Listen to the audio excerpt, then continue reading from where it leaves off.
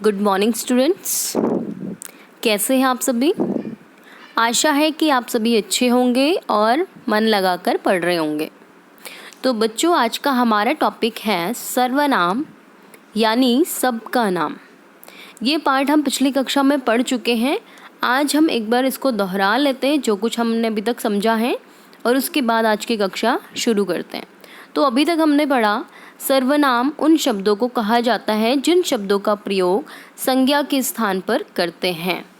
इसके अंतर्गत मैं, तुम, तुम्हारा, आप, आपका, इस, उस, यह, वह, हम, हमारा आदि शब्द आते हैं।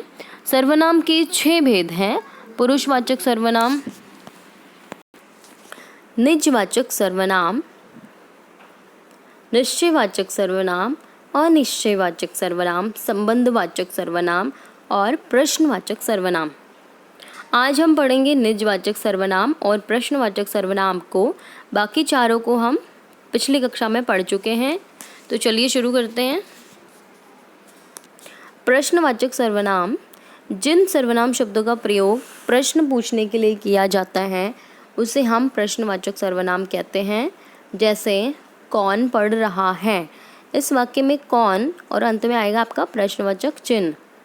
आप क्या खा रहे हो, इसमें आपका आएगा क्या और प्रश्नवाचक चिन्ह।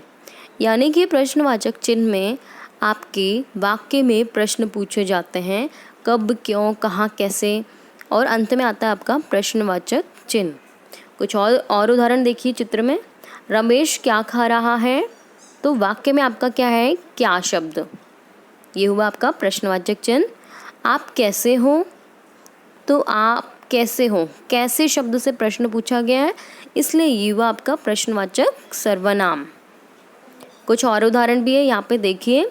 तुम्हारा नाम क्या है, तो वाक्य में क्या, क्या से आपसे प्रश्न पूछा गया है और अंत में क्या है, प्रश्नवाचक चिन्ह। यह फूलदान किसने तोड़ा, किसने प्रश्न पूछा गया है और अंत में है प्रश्नवाचक चिन्ह। यानी कि सर्वनाम, प्रश्नवाचक सर्वनाम आपसे प्रश्न पूछता है और अंत में प्रश्नवाचक चिन्ह स्पष्ट नजर आता है। कुछ और उदाहरण भी है, यहाँ पे देखिए। तुम क्या कर रहे हो, प्रश्नवाचक चिन्ह। मास्टर जी का क्या नाम है, प्रश्नवाचक चिन्ह। वहाँ कौन खड़ा है, प्रश्नवाचक चिन्ह। यह काम कैसे हुआ, प्रश्नवाचक चिन्ह। तो क्या, कौन, कैसे, ये तीनों ही आपके प्रश्नवाचक चिन्ह हैं, यानी प्रश्न का बोध कराने वाले शब्द, इसलिए हुआ आपका ये प्रश्नवाचक सर्वनाम। चलिए अगला और अंतिम भेद देख लेते हैं सर्वनाम का, निजवाचक सर्वनाम।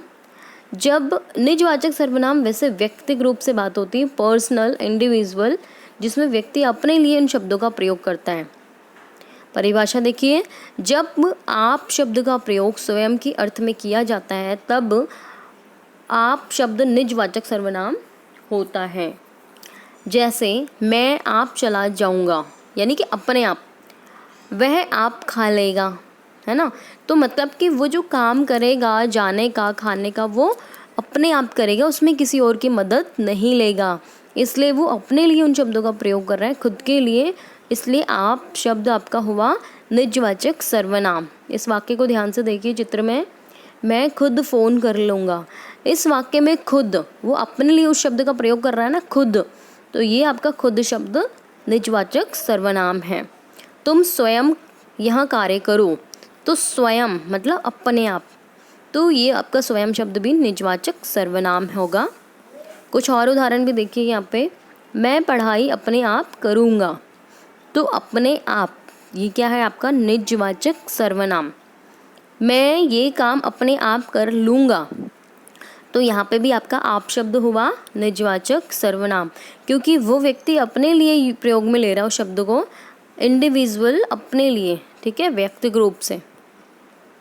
अब यहाँ पे देखिए निजवाचक सर्वनाम की कुछ और उदाहरण भी है। मैं अपना कार्य स्वयं करता हूँ, मेरी माता भोजन अपने आप बनाती हैं, उसे अपना काम स्वयं करने दो, वह गया है तो अपने आप आ जाएगा।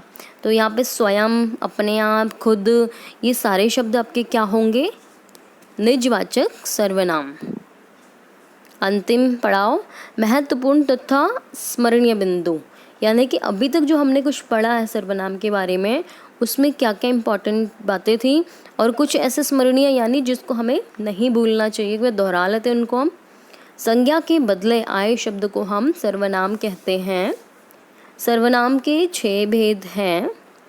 पुरुषवाचक सर्वनाम के 3 भेद हैं, उत्तम पुरुष, मध्यम पुरुष और अन्य पुरुष। तो बच्चों, आज का आपका गृह कार्य है ये। आओ देखें कितना सीखा। कोष्टक में दिए गए सही शब्द चुनकर वाक्य को पूरा करो। यानी कि ये वाक्य है, वाक्य में खाली जगह है, उसमें आपको इन तीनों में से कोई एक शब्द भरना है। उदाहरण के लिए आपको करना ऐसे है, पत्र लिख रहा है। अब इसका सही जवाब होगा वह पत्र लिख रहा है।